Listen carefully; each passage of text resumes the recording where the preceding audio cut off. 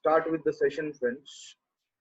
So today's article is law of conservation of momentum.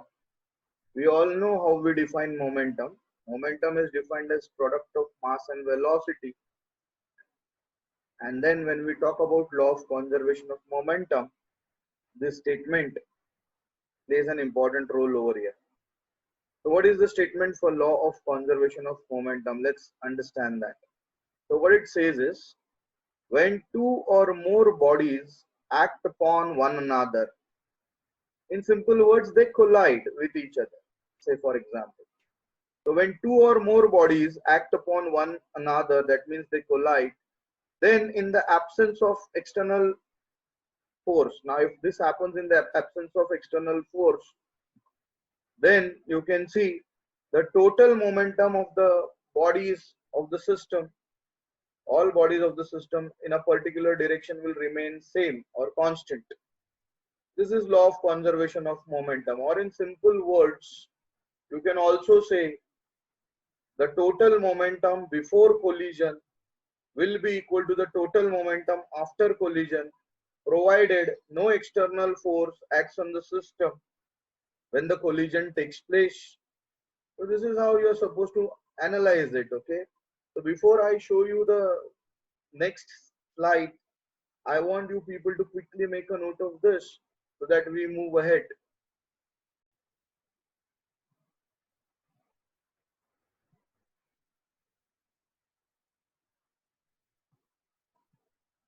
Okay, hopefully you all say it's done, right? Okay, so let's share a new slide here. Okay, just give me a moment. Yeah, so we are supposed to prove the law of conservation of linear momentum. For that, we are considering two spheres. You can see the spheres on your screen. Okay, so before collision, this is the picture before collision. They are moving in a straight line in such a way that u1 is greater than u2. So if this sphere is 1 and this sphere is 2, the initial velocity of sphere 1 is greater than 2, and that means this sphere will ultimately collide with sphere 2. So what happens there onwards? So let us understand the statement first of all, okay, what it states. So when the resultant external force acting on the system of interacting bodies is 0, that means it's an isolated system, then it says that the total linear momentum of the system of the interacting bodies remains constant. Okay, so this is the picture before collision. So we are considering two spheres, say A and B, of masses m1 and m2.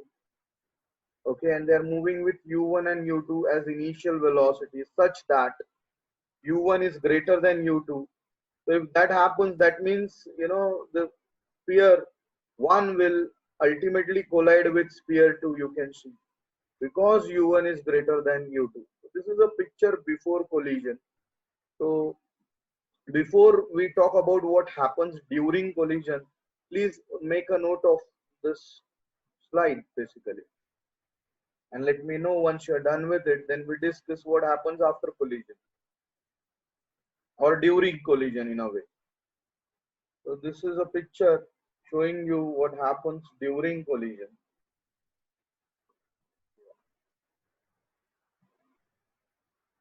Okay.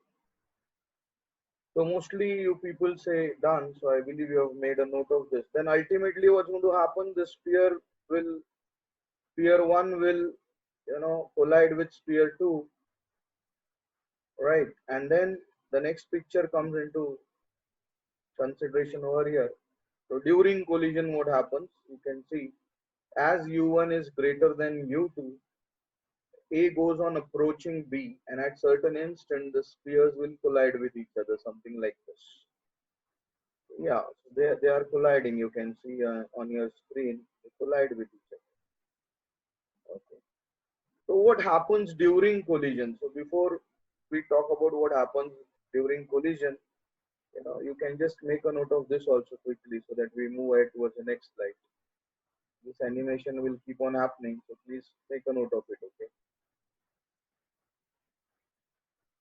And at certain instant they are going to collide. So let's see what happens during collision. Before we go to the next slide, please make a note of this. Hopefully you have noted it down. Yeah, people say yes. So let's move ahead then. Yeah, so this is the picture during collision. Okay, say for example, what's happening during collision. As per Newton's third law, sphere A will exert force on B, that is F.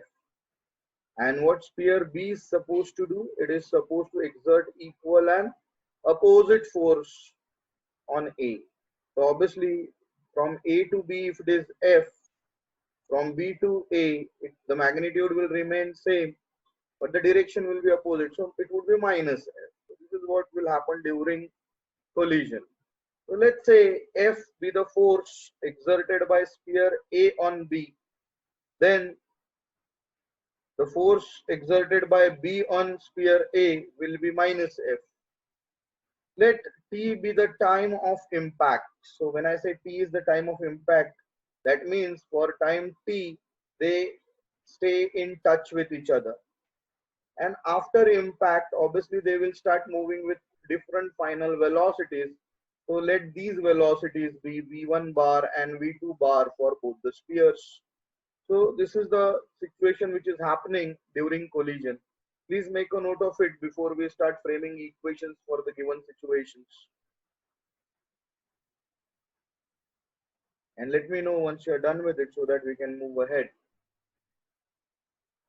Yeah, so most of you say done. Let's move ahead then. Okay. So what's happening here is the collision is taking place, and as per Newton's law, A is exerting force on B and B is exerting equal and opposite force on A during collision. And after the collision takes place, they will start moving with final velocities v1 and v2. That's what they are saying. Okay, so let's see. Let's move ahead. So this is what's going to happen after collision. So this is a picture specifying the situation after collision, where you can see sphere A of mass m1 starts moving with final velocity v1, and sphere B of mass m2 moves with the final velocity v2, friends. Okay.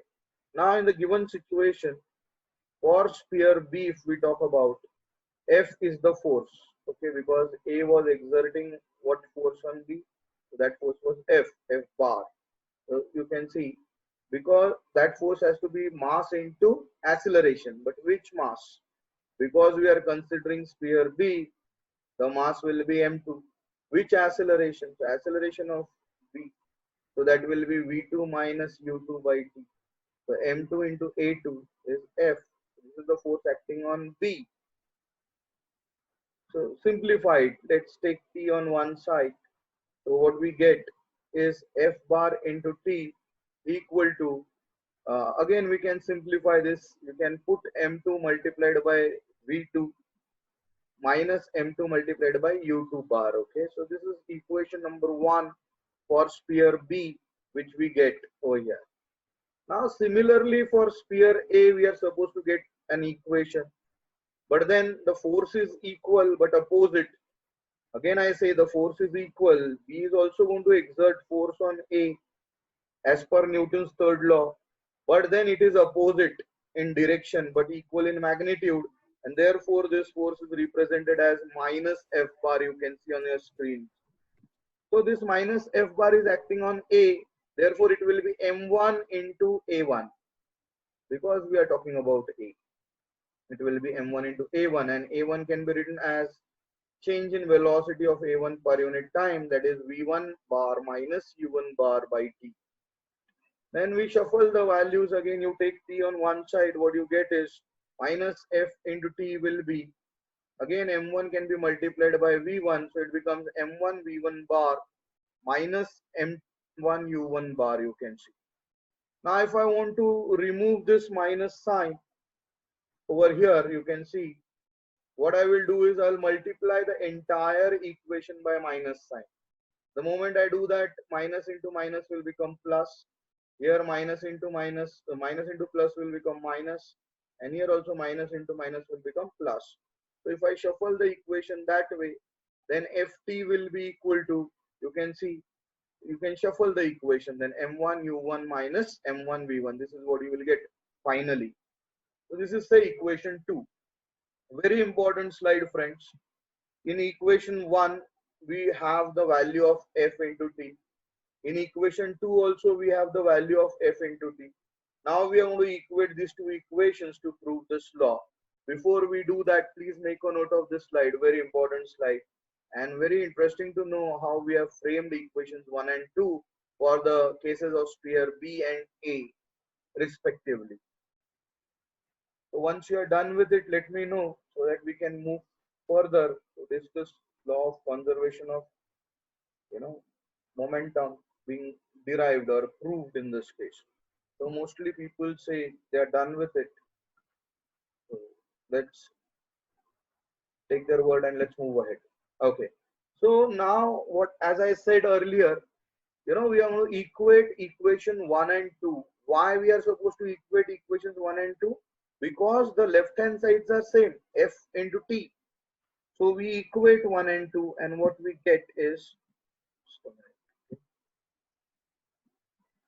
so equating 1 and 2, these are the two equations 1 and 2 you can see, and we are equating them. So m2 v2 minus m2 u2 should be equal to minus m1 v1 plus m1 u1, or directly you can equate. So you take v terms on one side, so it will be m1 v1 bar plus m2 v2 bar. You take u terms on the other side, so m1 u1 plus m2 u2. What does this mean? m1 u1 plus m2 u2 means the initial momentum before collision of the system. What is this meaning? m1 v1 plus m2 v2 is the final momentum of the system after collision. So there was no external force acting. They collided on their own, and ultimately we proved that the total momentum before collision is equal to total momentum after collision, and that proves, you can see, momenta is a plural form. Okay, so plural form of momentum is momenta. So this is how we have proved that the initial momentum is equal to final momentum, and thus you can see the total momentum of the system remains constant, that is conserved, and this is how you prove law of conservation of momentum. So before we go ahead towards the examples of law of conservation of momentum, I want you people to quickly make a note of this so that we discuss this law of conservation of momentum and its practical application basically, and then we will be in a position to solve some problems on this concept. Once you are done with it, let me know so that we can move ahead then further. Okay, fine. So most of you say done, so let's move ahead. So again, I repeat, we have proved law of conservation of linear momentum, friends. And what it says is, if no external force acts on the system, the total momentum before collision is equal to total momentum after collision. Okay, fine. So hopefully you have noted this down. So let's try to analyze some examples on law of conservation of momentum. Okay, just give me a moment. Yeah. So the first example, you can see the bullet fired from a gun, or in the animation you can see a cannon fired from the, you know system made for firing the cannonball basically. Cannonball fired from cannon basically. Okay, a bullet fired from a gun. Okay, that's an example of law of conservation of linear momentum. Let's understand how. Okay, so please just make a note of this, and we will think about how law of conservation of linear momentum is applied in this case. All right. Hopefully, I've noted down this picture so that we move ahead and I explain you how law of conservation of momentum is applicable for this example.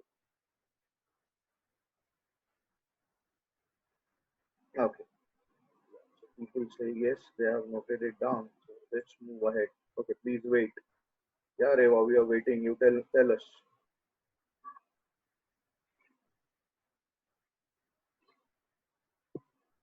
Okay, so, fine.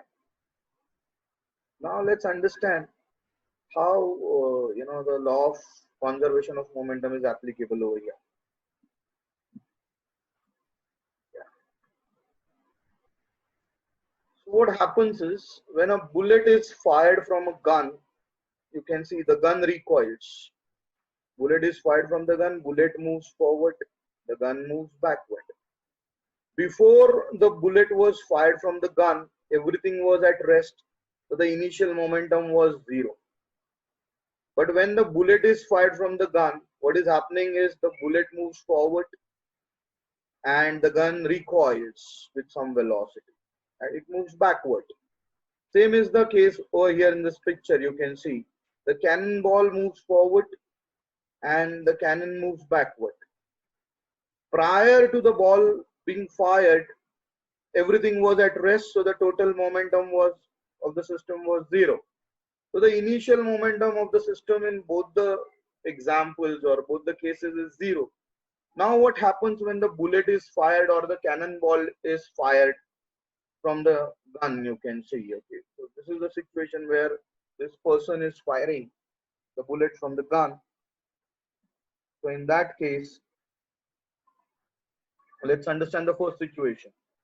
Before firing, the gun and the bullet both are at rest, hence the total linear momentum is zero. That's what I said.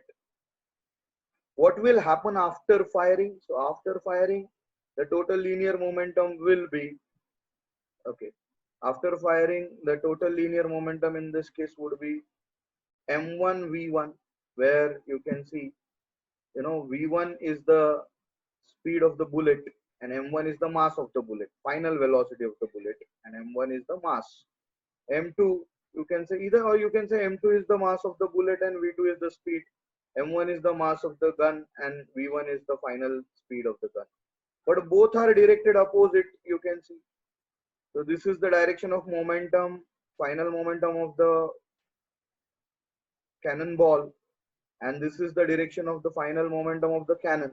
Or you can see for the gun, this is the direction of the momentum, final momentum for the bullet, and this is the direction for the momentum, final momentum of the gun. So what are these two things doing? So vectorally, if you add v1 and v2 are opposite, so they will nullify each other, they will cancel each other, and then you can see, you apply law of conservation of momentum, the total momentum has to be zero in that case. One has to nullify other, so the final momentum also has to be zero. So zero has to be equated to this as per law of conservation of momentum, you can see. So which employs, so V2 will be equal to, yeah, minus M1 by M2 into, here it should have been V1, okay, wrongly mentioned over here, V1. So V2 is negative of what V1 will be, and therefore they will nullify each other, and then final momentum is also zero. This is how you are supposed to understand law of conservation of momentum while solving problems. Why it has become zero, final momentum? Because the momentum forward has nullified the momentum backward. And initial momentum was zero, final momentum is also zero. And therefore this equation comes into picture. Now in this equation, what correction you are supposed to make? So V2 is equal to minus M1 by M2 into V1. Okay, that's the correction you're supposed to make over here. So this negative sign shows that V2 and V1 are exactly opposite when the gun recoils. That is, the gun recoils, right? Therefore opposite. And as M2 is greater than M1, very much greater, V2 will be very much greater than V1. So you can see the recoil velocity of the gun is very small comparatively, and the velocity of the bullet with which it moves forward is very high. You can see recoil velocity will be very less. So the reason is given in the last point. Why? Because M2 is very much greater than M1. You can see in this equation itself, if you put M2 as very much greater than M1, Obviously, what can you say about V2? V2 will be greater than V1, very much greater. The bullet has to move forward very fast. That's how it can, penetrate human body and can be fatal. That's the purpose of bullet being fired from the gun, right? So that's how law of conservation of momentum is active in this case. Here in the entire slide, everything is correct except this notation. Here it should have been V1, okay? So please make a note of this. And please make a note of this slide also before we move forward. And let me know once you're done with it.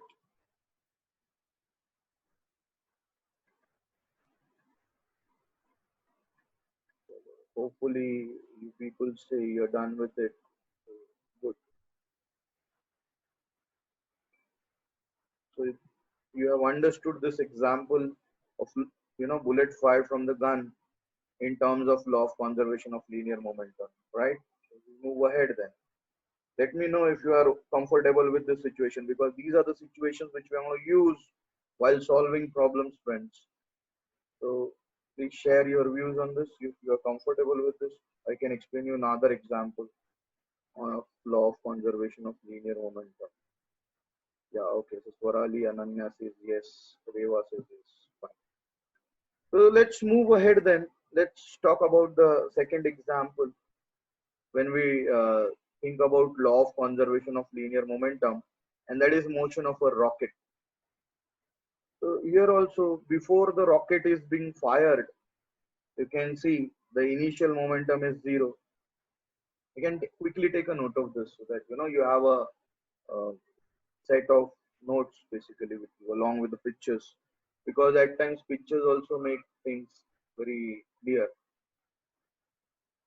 Okay, hopefully you have noted this down. Let's move ahead then. So should we start discussing motion of rocket? Let me know.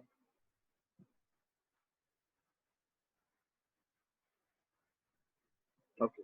Initially, you can see the rocket is at rest. Therefore, the initial momentum of rocket will be zero. Right. But then what happens when the rocket is being fired? Let's see. Yeah. In rocket, oxygen is burnt in the combustion chamber. So this is how it is. Okay. So oxygen is burnt in a combustion chamber. So this is the inner chamber is combustion chamber over here. All right. So this is a simple diagram, layout of rocket. What lies where. Okay. So hopefully you are quickly noting it down so that we move ahead.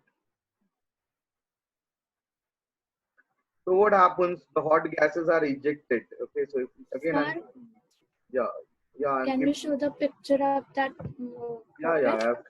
I'm on that picture. Okay. So here you can see the gases come Yes, from sir. this. Yeah, the gases come from the nozzle. So they will push the ground, and the ground will push the rocket, as per Newton's third law, isn't it? So initially, when this process was not happening, the initial momentum of the system was zero, and when the process starts happening, what you can see, the gases, they move downwards through the nozzle, and the rocket moves upwards. So in that case, what happens? Let's understand. The hot gases are ejected through a small opening, that's what I said, with high pressure and high speed. As a result of it, you can see there is a large momentum of gases produced in the backward direction. Backward means downward direction here in this case. So obviously it's a case of action reaction. So gases, they move backward or downwards. Reaction is rocket moves forward or upward. You can see. Okay, so please make a note of it before the picture vanishes. Once you're done with it, so easily we can apply law of conservation of linear momentum over here. Initially, when the action reaction is not taking place, everything is at rest, so we can say the initial momentum is zero. But then once the ignition takes place, then what happens? Okay, let's see. Yeah, so this imparts forward momentum to the rocket, and rocket moves upwards with high speed. This is how it's going to happen, right? But then initial momentum was zero. Now there are two momentums after the ignition takes place. Rocket has momentum upward, gases have momentum downward. So they nullify each other. So in a way, final momentum is also zero, even if the motion is taking place. So that's how you have to understand law of conservation of linear momentum. Okay, you can see change of momentum is constant, uniform. The force is also constant. And due to escaping gases, the mass of the rocket goes on decreasing and the velocity and acceleration goes on increasing. Why the mass of the rocket will go on decreasing, friends? Because the fuel is the parameter. The fuel reduces after consumption and therefore mass reduces, acceleration goes on increasing, you can see. So you need to understand this, the velocity and acceleration of the rocket increases, and then finally you can see the rocket will attain a very high velocity which is needed for the rocket to escape Earth's atmosphere and go to a requisite height in the space. So here motion of rocket involves two laws, Newton's third law as well as law of conservation of linear momentum. Please make a note of this very important slide and let me know once you're done with it.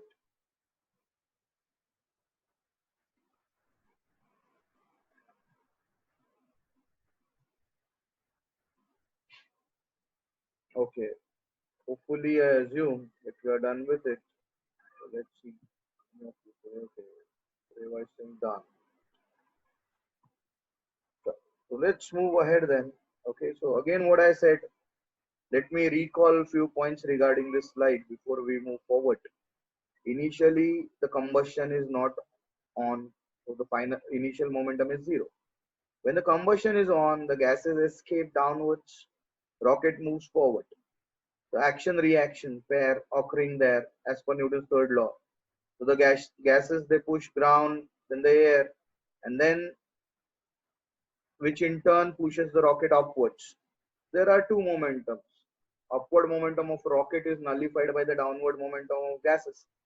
So the final momentum in the entire process will keep on becoming zero. So the initial momentum was also zero and final momentum is also zero. So this is the concept in accordance with law of conservation of linear momentum. And then I did talk about the mass of the rocket goes on decreasing and correspondingly the acceleration goes on increasing, which results in a very high velocity which is needed for a rocket to escape Earth's atmosphere. Hopefully these things are clear to you people. Okay. The next example can be explosion of a bomb. Okay, that's again will be as per law of conservation of linear momentum. Let's understand how. So initially, if I talk about a bomb, so it's not exploding, right? So initial momentum is zero. So let's say initial momentum of this bomb is zero. But then what happens after explosion? You all know if it explodes, what's going to happen? So when a bomb is at rest before explosion, sorry, the linear momentum is zero. We all agree with this. But when the bomb explodes, then what's going to happen? It will break into number of pieces and different pieces will move with different momentums. You can see. Say for example, initially the bomb was not exploding. So the momentum was zero. When it explodes, you can see in the diagram, one piece moves upward with some momentum, other moves downward. One is nullifying other, third is nullifying fourth. So, in general, every particle's momentum is getting nullified. So in a way, the final momentum also can be considered as the vector sum of the linear momentum of all these pieces. And therefore it is also zero. Okay. So just try to understand. Initial momentum was zero. Why it had not exploded? Final momentum is zero. Why? Because it has exploded into pieces. But one piece's momentum is, one piece momentum is going to nullify the other piece. In this way, the total momentum after explosion can also be considered as zero. Make a note of this before I actually explain you in terms of equations what exactly happens over here.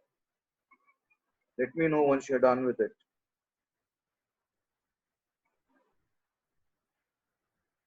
Okay. Let's see. Yeah. So most of you say yes.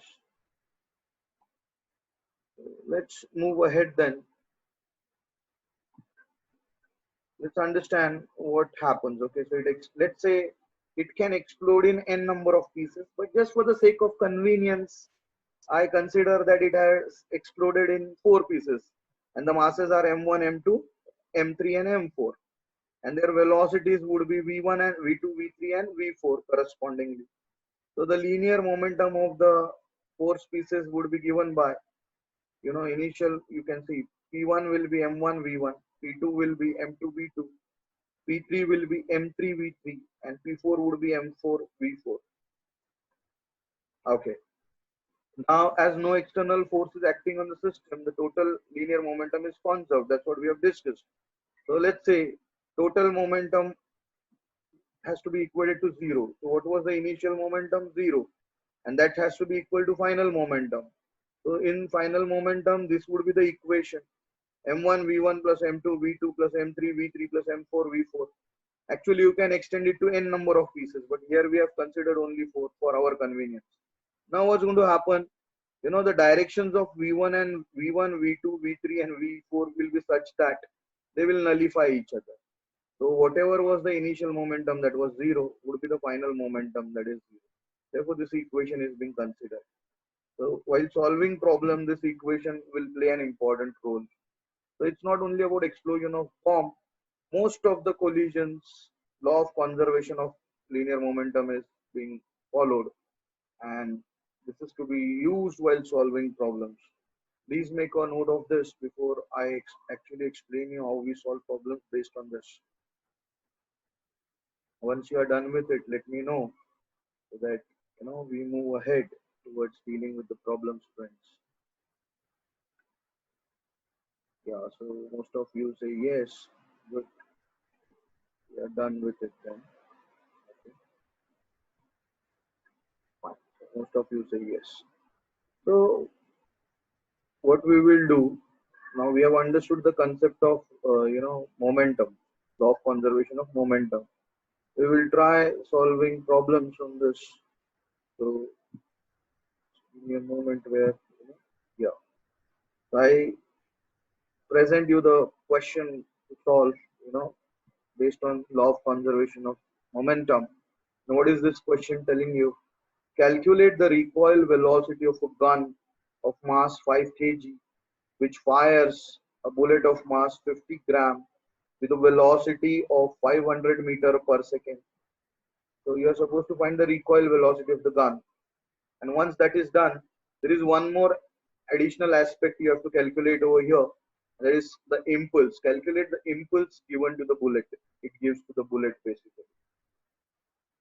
So let's say the given things are M1 is 5 kg. The mass of the gun M1 is 5 kg.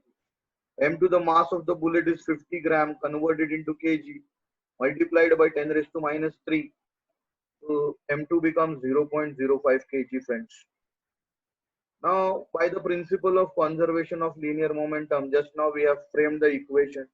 What was it? M1 V1 would be equal to M2 V2. Both have to be equal. Then only they will nullify each other. So whatever is the momentum of gun should nullify the momentum of bullet. That means they should be equal and opposite, so that their total will become 0. So if you take this term over here, then it has to be equal to 0. Alright, so from this you can actually work out the unknown values. M1 5, V1 is to be estimated, M2 is 500 into, V2 is 500, that's what is given. The 0.05 is M2. From this, V1 is estimated to be 5 meter per second. So this is the velocity with which the gun will recoil back. Okay. This is the recoil velocity. Then initially they say the bullet is at rest. Obviously it is not fired, means the bullet is at rest. And you are supposed to find out impulse. So impulse from impulse momentum theorem is nothing but change in momentum. The change in momentum is final momentum minus initial momentum of the bullet. Therefore, J will be m2v2 minus m2u2 because we are talking about bullet. Had it been about gun, it would have been m1 m2 m1 v1 minus m1 u1. But we are talking about bullet, so m2 v2 minus m2 u2. So substitute the values then. You know m2 is 0.05, v2 500, and m2 into 0 because initially the bullet was at rest. This gives us the impulse equal to 25 kg meter per second. So you can see the recoil velocity of the gun is 5 meter per second. This is what we have estimated. Whereas the change in change in momentum is nothing but the impulse. So impulse on the bullet is this much, 25 kg meter per second. Please make a note of this so that we can solve one more problem which will ensure that this concept is clear to us. Let me know once you're done with it.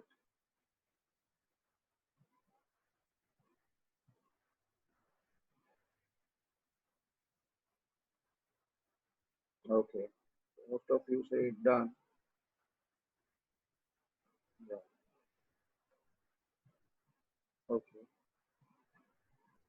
Fine. No problem. So let's move ahead then. Let's solve one more problem on law of conservation. Just give me a moment.